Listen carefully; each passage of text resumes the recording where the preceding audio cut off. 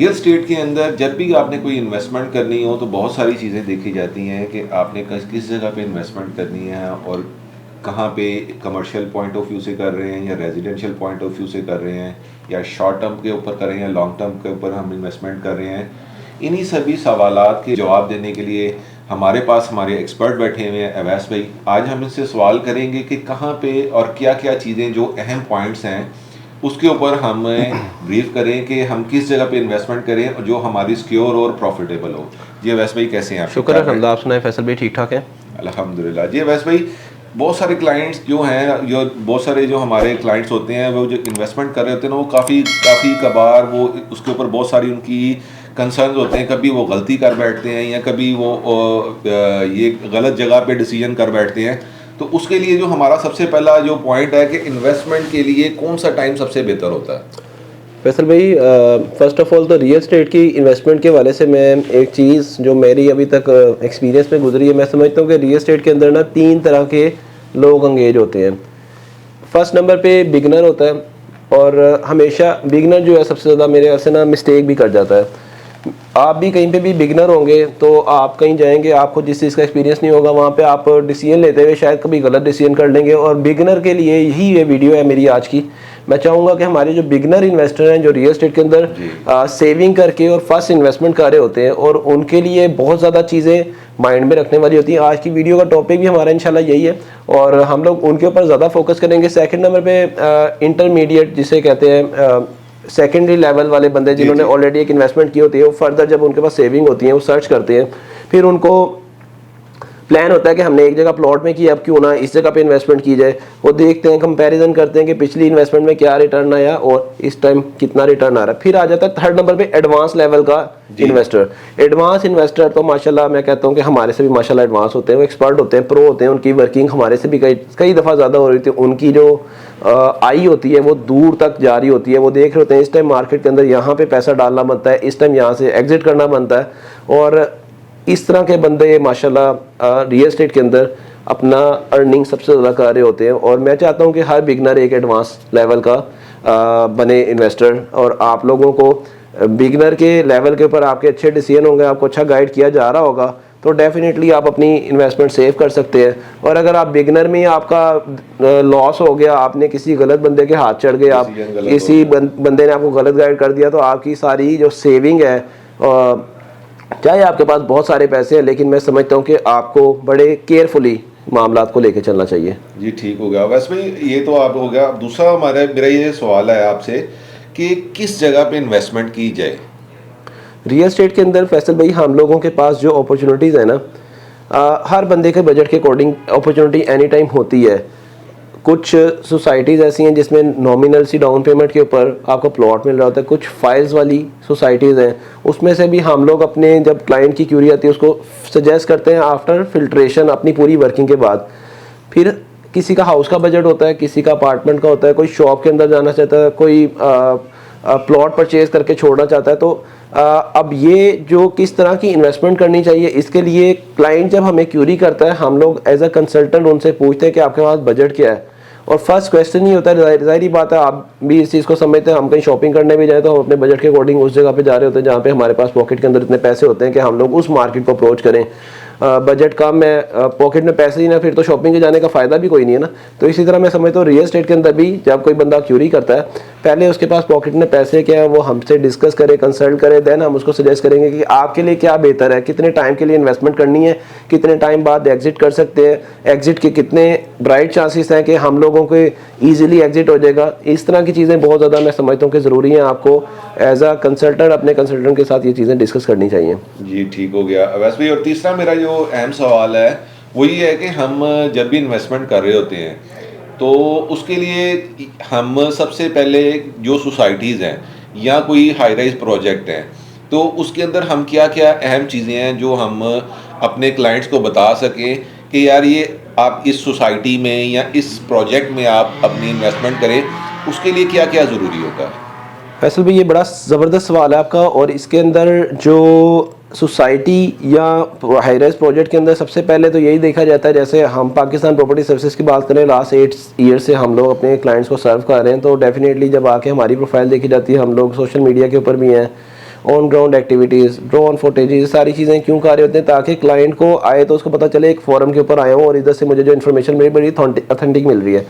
इसी तरह से हम लोग जब ये प्राइवेट किसी भी हाउसिंग की बात करते हैं तो उसके अंदर हम देखते हैं कि डेवलपर की क्रेडिबिलिटी क्या है। जी बिल्कुल। क्रेडिबिलिटी के अंदर आता है कि जी उसका पहले का काम क्या है, या फिर कोई ऐसा बंदा नया आया जिसके पिछले काम ऐसे थे। जैसे आप देखें बैरियर टाउन एक इतनी बड़ी अथॉरिटी बन चुकी हुई है, इसके बाद बैरियर टाउन से इसकी कुछ सिस्टर कंसर्न कंपनी निकली, बीएसएम निकला। BSM basically Bilal steel mill एक थी, उन्होंने रियल एस्टेट के अंदर किया, लेकिन ये है कि उनका पहले काम नाम बड़ा अच्छा था। इजहार मुन्नू वालों ने ड्रीम गार्डन्स दिया। इजहार मुन्नू खुद एज अ कंस्ट्रक्शन कंपनी थी, उन्होंने अपने प्रोजेक्ट लॉन्च किया तो उनकी बैक एंड के ऊपर बड़ी अच्छी सपोर्ट थी। कुछ और मजीद डेवलपर है, शायद मैं नाम लेने पे हूँ तो बेतहाशा है, जिन्होंने बाद में रियल एस्टेट ज्वाइन किया, लेकिन उनकी पीछे क्रेडिबिलिटी देखी जाती है। फिर दूसरे नंबर पे वो बंदा आ जाता है जो एक प्रोजेक्ट डिलीवर करने के बाद अगले प्रोजेक्ट की तरफ जाता है। हम लोग फिर पिछले प्रोजेक्ट का हवाला देते हैं, रेफरेंस देते हैं कि जी पिछला प्रोजेक्ट लॉन्च हुआ था, इसके अंदर इनका ये काम रहा है और आगे आने वाले में ये चीज़ इस तरह से प्लान की जा रही है। इसी तरह हाई राइज में भी हम लोग अपने व्यूअर्स को यही कहेंगे कि आप लोग आके ये लाजमी पूछा करें कि बैकएंड के ऊपर बंदा कौन है, बंदे की क्रेडिबिलिटी क्या है, उसके काम क्या है, उसने क्या चीज़ें कब कंप्लीट की हैं और राइट ना उसकी कंप्लीट हुई हुई चीज़ों का स्टेटस क्या है। जी ठीक होगा। ये बड़ा आपने इस चीज़ को बड़ा क्लियरली आपने ये क्लाइंट्स को बता दिया कि यार जो भी हम चीज़ की इन्वेस्टमेंट कर रहे हैं वो ख़ास कोई सोसाइटी है जिसके अंदर हम प्लॉट वगैरह ख़रीद रहे हैं, या कोई हाई राइज प्रोजेक्ट है जिसके अंदर हम अपनी बाइंग करना चाह रहे हैं, उसकी क्रेडिबिलिटी देखें। इसके साथ साथ अवैस भाई मेरा जो एक और सवाल है वो ये है कि जो हमारी इन्वेस्टमेंट है वो ज़्यादा प्रॉफिटेबल रेजिडेंशियल में होती है या कमर्शियल में होती है? वो चाहे प्रोजेक्ट की शॉप्स हैं या कमर्शियल प्लॉट्स हैं या रेजिडेंशियल प्लॉट्स हैं या अपार्टमेंट्स हैं, हमारी ज़्यादा प्रॉफिटेबल और सिक्योर इन्वेस्टमेंट वो कौन सी है? फैसल भी जो इन्वेस्टमेंट आपने दोनों बताई है, रेजिडेंशियल और कमर्शियल, मैं समझता हूँ कि कमर्शियल का एक स्पेसिफिक बायर होता है जिसकी पॉकेट ज़रा ज़्यादा अलाउ करती है। रेजिडेंशियल वाले बंदे थोड़े कम होते हैं, जिनकी कैपेसिटी कम होती है, कम बजट में होते हैं।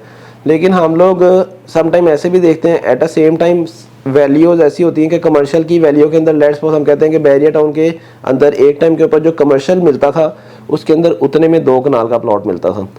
अब हम आज अगर कैलकुलेशन करें कि 2 कनाल का जो प्लॉट है उसकी क्या वैल्यू है, एक बंदा रेजिडेंशियल की तरफ गया है, और ऐसे पहले भी बाद में भी हुआ है कि फेज़ 4 के अंदर भी हमने कुछ ऐसे देखा था कि एक बंदे ने एट अ सेम टाइम वहाँ पे 1 कनाल का रेजिडेंशियल प्लॉट परचेज किया। खैर उनकी ये कंसर्न नहीं था कि उन्होंने इन्वेस्टमेंट करनी है, उन्होंने किया था अपनी रिहाइश के लिए परचेज। लेकिन हमने बाद में जब कंपैरिजन किया, इकबाल ब्लॉक, नेशनल ब्लॉक, आपको पता है कि इकबाल के कमर्शियल आए थे, तो उतनी अमाउंट में 1,70,00,000 में 1 कनाल का प्लॉट फेज़ 4 का था और उतनी अमाउंट में इकबाल का कमर्शियल का था 5 मरले का। आज फेज़ 4 की उनकी कनाल जो है 2 के करीब है और आज वो कमर्शियल जो है वो 4 करोड़ रुपए का है। तो रिटर्न ऑन इन्वेस्टमेंट आपको सम टाइम वेरिएशन आती है। मैं समझता हूँ कि कमर्शियल के रिटर्न ज़्यादा आते हैं, लेकिन क्योंकि बिगनर है कोई भी बंदा तो उसकी फर्स्ट सेविंग ही, इस टाइम ओवरसीज क्लाइंट बाहर जाते हैं हमारे, वो देखते हैं कि हम लोग कुछ थोड़ा बहुत सेविंग करें फिर इन्वेस्टमेंट करें, तो वो इनिशियली बहुत सारे लोग कमर्शियल के लिए नहीं होते, उनके लिए इन्वेस्टमेंट जो है फर्स्ट जो बन रही होती है वो रेजिडेंशियल की होती है। लेकिन अब ये अपॉर्चुनिटी आ चुकी है, डिफरेंट हाई राइज प्रोजेक्ट्स हैं, उसके अंदर कमर्शियल्स ऑफर हो रहे हैं, शॉप्स ऑफर हो रही हैं, तो वो इन्वेस्टमेंट में समझता हूँ कि अगर उसमें जाया जाए, अच्छी लोकेशन की शॉप परचेज़ की, तो डेफिनेटली आपको भी पता है दुकान से मकान बन जाता है, मकान से दुकान नहीं बनती। तो ये एक फ़िक्रा हमारे बड़ों ने हमें बताया हुआ है कि अगर आप चाहते हैं कि आपकी दुकान से मकान बने तो बड़ा ईजिली बन जाता है। जब दुकान होगी तो उससे कारोबार होकर आपको उसमें, और आप अगर शहर वाली साइड पर जाएँ वहाँ पर छोटे छोटे ऐसे कुछ हैं जहाँ पे आप अंदरून की साइड पे चले जाएं तो छोटी छोटी दुकानें लोग लेके बैठे हैं, लेकिन उनसे उनकी अर्निंग इतनी अच्छी है कि वो जब चाहें अपनी न्यू इन्वेस्टमेंट्स कर रहे होते हैं, क्योंकि वॉल्यूम ऑफ बिजनेस वहाँ पे आई थिंक बहुत अच्छा मिलता है। इसी तरह मैं समझता हूँ कि बैरियर टाउन भी आने वाले टाइम के अंदर एक ऐसी स्पेस बन जाएगा या कुछ ऐसी अच्छी हाउसिंग सोसाइटी, ऐसी स्पेसेस बन जाएंगी कि यहाँ पे लोग, जो इतनी बड़ी ये एरिया है, और मैं लास्ट टाइम भी फैसल भी ठोकर को समझा जा रहा था कि मिड पॉइंट है, मैं समझ रहा हूँ अड्डा प्लॉट आने वाले टाइम का मिड पॉइंट होगा। बिल्कुल ऐसे ही है। वैसे भाई इसी के अंदर एक और मेरा सवाल है कि इन्वेस्टमेंट जो है या कोई चीज़ा परचेज कर रहे हैं वो लमसम अमाउंट वाली ठीक रहती है या इंस्टॉलमेंट वाली ठीक रहती है? फैसल भी इंस्टॉलमेंट के ऊपर मैं समझता हूँ बिगनर जो होता है वो ज़्यादातर इंस्टॉलमेंट वाली ऑप्शन कोई डिमांड कर रहा होता है, वो देख रहा होता है कि इजी डाउन पेमेंट हो, मैं उसके अंदर पार्टिसिपेशन कर लूँ। लेकिन वंस अगेन उसके अंदर यही बात आती है कि सेफ़ और सिक्योर होनी चाहिए इन्वेस्टमेंट। हाँ ज़रूर, अगर आप पूरे पैसे देके चीज़ परचेज़ करते हैं तो उसमें आपको पता होता है मैंने ये चीज़ परचेज़ किया, अब ये है और पड़ी हुई है, हालात के ऊपर नीचे होने की वजह से वो चीज़ ऊपर नीचे हो सकती है लेकिन वो जाएगी कहीं नहीं। जी ठीक हो, यानी कि वो एक तो चीज़ हमारे पास मौजूद है पोजेशन वाली, वो लमसम अमाउंट वाली हमारे पास मौजूद है, और एक चीज़ हमारे पास है जो हम लॉन्ग टर्म लेके जिसको यानी कि हम इन्वेस्टमेंट पे चले हैं उसके अंदर उस हिसाब से। और तीसरा सवाल है कि इन्वेस्टमेंट जो शॉर्ट टर्म इन्वेस्टमेंट होती है और एक होती है लॉन्ग टर्म इन्वेस्टमेंट, तो वो उसको हम कैसे करें? अगर हमने शॉर्ट टर्म इन्वेस्टमेंट करनी है तो वो किन चीज़ों के ऊपर करें, और जो लॉन्ग टर्म इन्वेस्टमेंट है वो हम किन चीज़ों के ऊपर करें? फैसल भी जो शॉर्ट टर्म का वर्ड है ना, मैं समझता हूँ कि रियल एस्टेट के अंदर ये वाला एक शॉर्टकट ही होता है, और इसके अंदर शॉर्टकट के अंदर आपको पता है कि प्रॉफिट एंड लॉस के चांसेस दोनों बराबर होते हैं। सम टाइम प्रॉफिट हो जाता है, सम टाइम लॉस भी होता है। तो शॉर्टकट वाला जो है ना एलिमेंट, इसमें समझ ले यही है कि कोई बंदा कह देता है कि यार मैं रातों रात पैसे लगा और मेरे अगले दिन डबल हो जाए, तो ये डबल शाही कर सकता है, हम लोग नहीं कर सकते ना। हम कहते हैं फाइलों वाला काम होता है, उसके अंदर अक्सर बिगनर आता है बंदा, वो कहता है यार मेरे पास पॉकेट के अंदर 20 लाख रुपए है, उसको कोई बंदा ऐसे सजेस्ट कर देता है कि आपके पास 20 है ना, आप ऐसा करें 4-4 लाख डाउन पेमेंट वाली 5 चीज़ें ले लें, तो आपको इंशाल्लाह इसमें प्रॉफिट ऐसे होगा कि लाख लाख रुपए आपको हर चीज़ के पीछे बचेगा, तो आप 20 लाख लगा के 25 लाख प्रॉफिट लेंगे। इतना प्रॉफिट आपको किसी जगह से भी नहीं होना। तो ऐसा नहीं होता। आप लोग अपनी पॉकेट के अकॉर्डिंग जो है ना इन्वेस्टमेंट किया करें। आप बैक एंड पे ये ना देखा करें कि आपने 20 लाख लिया हुआ है तो आप बेशक आपकी कैपेसिटी 20 लाख की टोटल वाली है, तो आप उस बजट के अकॉर्डिंग चलें, ना कि आप एक चीज़ की बजाय 5 चीज़ें ले लें और उस 5 चीज़ों का जब एकदम से खुदा नास्ता मार्केट बैठे तो आप पता चले 20 लाख में से 10 लाख उड़वा चुके हैं। तो ऐसा भी हुआ है, हम लोगों ने इसी मार्केट के अंदर ऐसे देखा है कि बेचारे काफ़ी लोग ऐसे हो जाते हैं, समटाइम उनको अटैम्प्ट कर लिया जाता है लेकिन बाद में उनको इस चीज़ का जो है लॉस होता है, और लॉस की वजह से फिर वो दोबारा क्यूरी करते हैं, कंसल्ट करते हैं हमसे कि जी हमने ये कर लिया था, अब इसका सोल्यूशन क्या है।